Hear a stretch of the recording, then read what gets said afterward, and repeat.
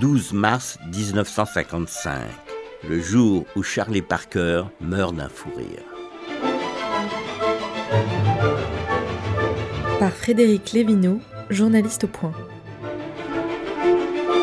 Le 9 mars 1955, le saxophoniste débarque chez sa grande amie Nika, la baronne du jazz. Elle loge à l'année dans un hôtel de la 5e avenue à New York, où elle est habituée à le voir débarquer chez elle sans prévenir. Mais cette fois-ci, Parker est dans un piteux état physique.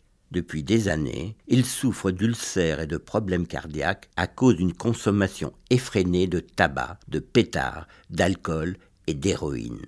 À plusieurs reprises, il a déjà été hospitalisé pour ses addictions. Mais aujourd'hui, il semble vraiment à bout. Charlie Parker refuse le verre que Nika lui tend, prétextant devoir reprendre immédiatement la route. Soudain, il se met à vomir du sang. Affolée, elle appelle le médecin de l'hôtel qui ordonne aux musiciens de se rendre illico à l'hôpital. Celui-ci refuse absolument, tout juste s'il accepte de se reposer quelques heures avant de reprendre la route. En fait, durant 2 jours, Parker garde le lit, avalant des torrents d'eau glacée pour soulager ses douleurs à l'estomac. Mais impossible de manger quoi que ce soit.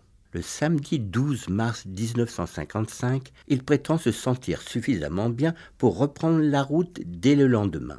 En attendant, il s'installe devant la télé pour regarder un show qu'il adore. Quand un jongleur rate une brique, il éclate d'un énorme rire qui se transforme rapidement en quinte de toux.